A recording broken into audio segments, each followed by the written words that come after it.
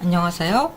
이번 시간에는 웹 개발을 시작하기 전에 웹에서 알아두어야 될 기본 개념과 용어들에 대해서 먼저 살펴볼 거예요. 우리가 흔히 웹 개발이다 그러면은 작은 웹사이트부터 시작을 해서 큰 규모의 사이트까지 개발하는 것을 말하는데요.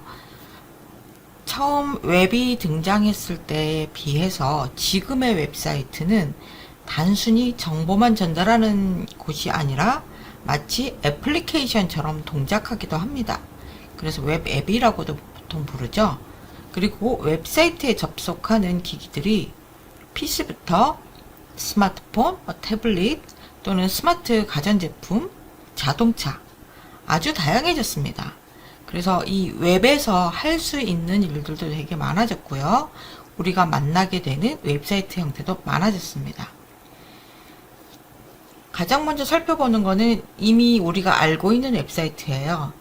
정보를 제공하는 것이죠. 왼쪽 화면에 보시는 것처럼 링크를 클릭을 했을 때 내가 원하는 정보를 찾아갈 수 있는 그런 형태의 사이트도 있고요. 예매 사이트라든지 상품을 구매한다든지 이런 식의 서비스를 제공하는 사이트도 있습니다. 최근 들어서 웹 개발이 중요해지고 있는 이유 중에 하나는요. 웹이 하나의 플랫폼이 되었기 때문입니다. 플랫폼이라는 것은 기차가 도착하고 떠나는 역을 말하는 건데요. 인터넷이 우리가 사용하는 모든 서비스의 시작점, 출발점이 되고 있어요. 이것을 웹 플랫폼이라고 얘기를 합니다. 여러분이 사용하는 쇼핑몰을 한번 떠올려 보셔도 웹이 항상 기본이 된다는 걸 알 수가 있습니다. 상품을 주문하고요. 그 주문한 정보가 인터넷에 있는 서버로 전달이 되면 관리자가 그 정보를 확인을 해서 상품을 발송하게 됩니다. 그리고 우리가 상품이 어디까지 도착해 있는지, 언제쯤 도착할 것인지도 모두 인터넷을 통해서 확인할 수가 있고요. 배송 기사님들도 물건을 배송해 주고 나서 이렇게 배송했습니다라고 사진 찍어서 서버에 올려주면 또 그 주문한 사람이나 관리자가 그걸 확인할 수 있기도 하죠. 이 모든 것들이 다 웹이라는 것이 중심에 있기 때문입니다. 몇 년 전에 이 코로나 시기를 거치면서 오프라인에 있던 모든 것들이 다 온라인으로 옮아가는 거죠. 옮겨지는 거예요. 정보만이 아니라 서비스까지도 다 웹으로 옮겨지고 있습니다. 이것을 디지털 트랜스폼이라고 하고요. 이 디지털 트랜스폼을 위해서는 우리가 정보를 서버에다가 넣어주거나 또는 서버에 있는 정보를 꺼내서 우리가 확인을 한다든지 그 서비스를 이용하기 위해서 웹을 개발해야 할 필요성이 생겼습니다. 그리고 그 웹을 사용을 할 때는 모바일로 들어가도 되고 PC로 들어가도 되고 태블릿으로 접속해도 돼야 돼요. 그래서 이 모든 기기에서 모든 상황에서 사용할 수 있는 웹을 만들기 위해서 표준이 필요한데 그 표준이 되는 언어가 HTML과 CSS와 자바스크립트입니다. 우리가 이 책을 통해서 공부하게 될 언어들이죠. 그 중에서도 자바스크립트는 실제 웹에서 필요로 하는 모든 기능들을 담당하고 있는 언어예요. 이 자바스크립트를 기본으로 해서 리액트나 뷰, 앵귤러, 노드.js 등등등등 여러 파생된 프레임워크들이 생겨나게 됩니다. 우리가 공부할 것은 일단 HTML과 CSS, 자바스크립트의 기본에 대해서 공부를 할 것이고요. 여기서 한 발 더 나아가고 싶다면 프론트엔드 쪽을 하시겠다면 리액트나 뷰, 앵귤러 이런 프레임워크를 공부하시면 되고 노드.js를 공부하셔서 백엔드로 넘어가셔도 됩니다. 가장 먼저 인터넷의 구조를 한번 살펴보려고 합니다. 인터넷이라는 것은 전 세계 컴퓨터를 연결해 놓은 네트워크다라는 정도는 알고 계시죠? 그럼 이 네트워크가 어떻게 연결되어 있는지를 잠깐 살펴볼게요. 일단 두 대의 컴퓨터를 연결하는 걸 생각을 해보겠습니다.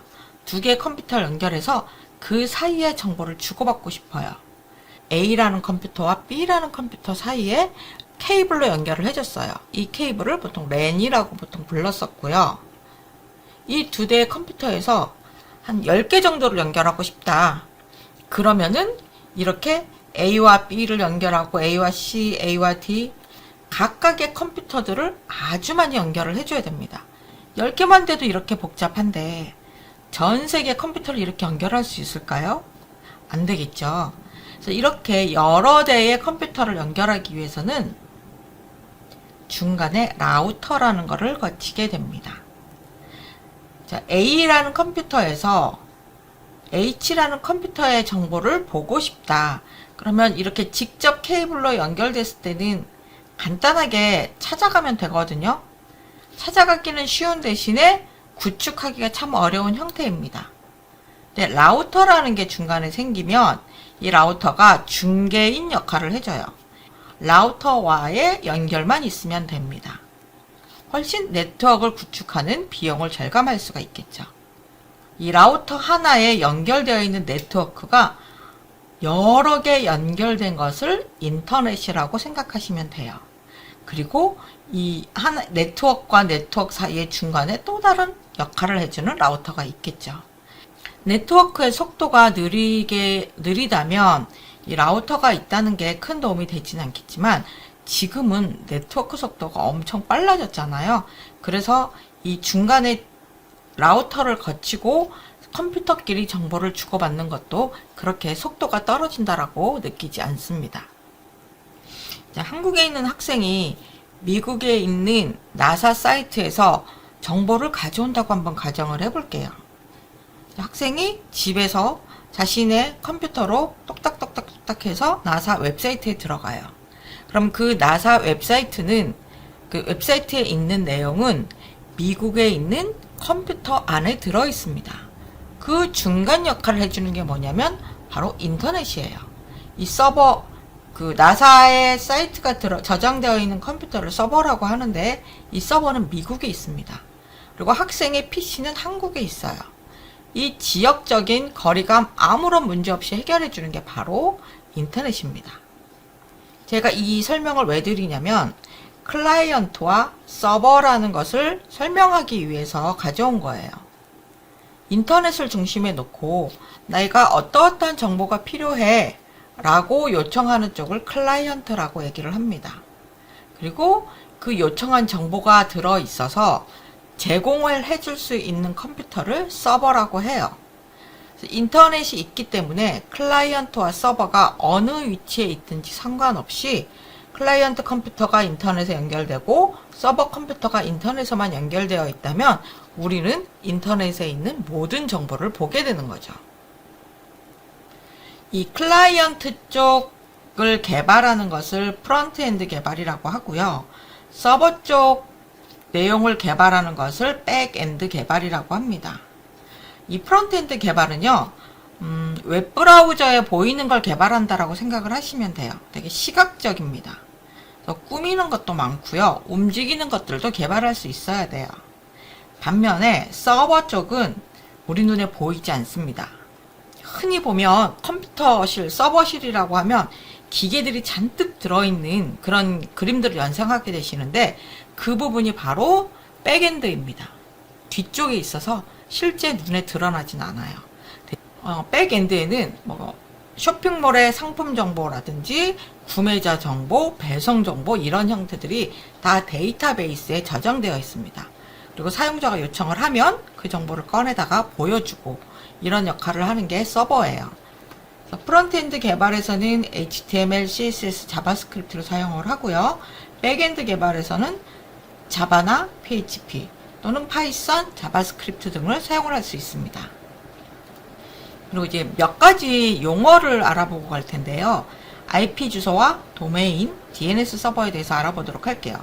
IP 주소라는 것은 인터넷에 접속되어 있는, 연결되어 있는 컴퓨터를 구별하기 위한 주소예요. 내가 나사 사이트에 있는 정보를 보고 싶은데 인터넷에서 나사 사이트를 찾아가려면 그 나사 사이트 정보가 저장된 컴퓨터를 찾아갈 수 있는 주소가 필요합니다. 그게 바로 IP 주소예요. IP 주소는 4자리 또는 6자리 숫자로 되어 있거든요. 우리가 사이트에 접속할 때마다 그 숫자로 된 IP 주소를 기억하고 입력하는 것은 거의 불가능하겠죠. 뭐 한두 개 정도는 기억할 수 있겠지만 우리가 하루에도 수십 개의 사이트를 오가기 때문에 그걸 다 기억하는 것은 어렵습니다. 대신 숫자 대신에 뭐 google.com, naver.com처럼 도메인을 사용하기로 약속을 했습니다. 그래서 내가 google.com이라고 웹브라우저 창에 입력을 하면 DNS 서버라는 것을 거쳐서 IP 주소로 바꿔줍니다. 그래서 서버를 찾아갈 수 있게 해주는 거죠. 우리는 이 IP 주소를 알 필요 없이 도메인 이름만 알고 있으면 되는 거예요. 이때 사용하는 게 도메인 네임 서버, 즉 DNS 서버입니다. IP 주소와 도메인과 DNS 서버라는 것은 웹 개발할 때 기본으로 알고 계셔야 되는 용어예요. 그리고 또 하나의 용어가 이제 프로토콜이라는 용어가 있습니다. 프로토콜은 약속이란 뜻이에요. PC나 태블릿, 스마트 기기 또는 뭐 자율주행 자동차의 디스플레이 이런 것들이 다 클라이언트가 될 수 있거든요. 이 클라이언트하고 서버하고 어떤 식으로 자료를 보내고 받을 수 있는지 약속해 놓은 것을 프로토콜이라고 얘기를 합니다. 여러 가지 프로토콜이 있어요. 그 중에서 HTTP 프로토콜이라는 것은 그러니까 웹브라우저를 통해서 클라이언트와 서버가 자료를 주고받는 방식입니다. 그리고 뒤에 보면 HTTPS라고 Security, 보안이 추가된 프로토콜이 있습니다. 처음 웹이 등장했을 때는 HTTP 프로토콜을 썼었는데요. 지금 웹에서는 로그인을 하고 구매 정보를 입력하고 내 주소도 넣어야 되고 민감한 정보들을 많이 주고받게 돼요. 그래서 여기 HTTP에 보안 기능, 암호화를 추가한 것을 HTTPS 프로토콜이라고 얘기를 합니다. 브라우저를 통해서 사이트에 접속을 했을 때요. 여기 google.com 같은 경우에 이 도메인 이름만 보이지만 실제로 이 주소를 복사해 보면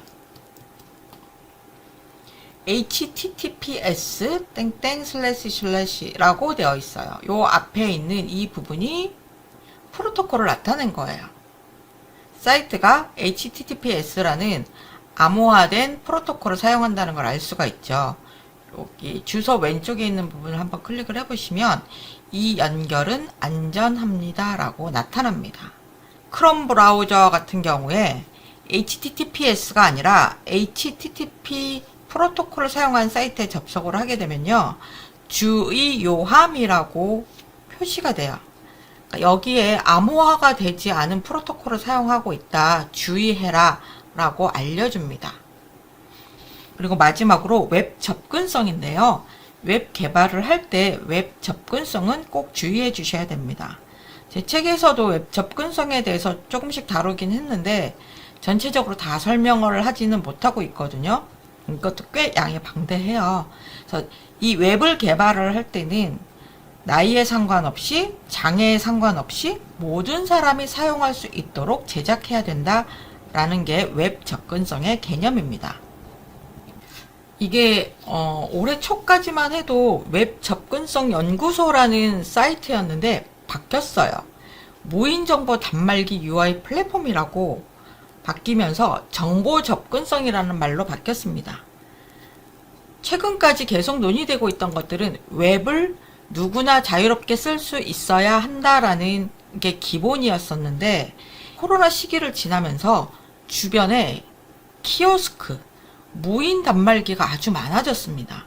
그래서 이 무인 정보 단말기를 사용하는데도 나이에 상관없이 장애에 상관없이 누구나 다 쉽게 사용할 수 있어야 한다라는 정보 접근성 개념이 나왔어요.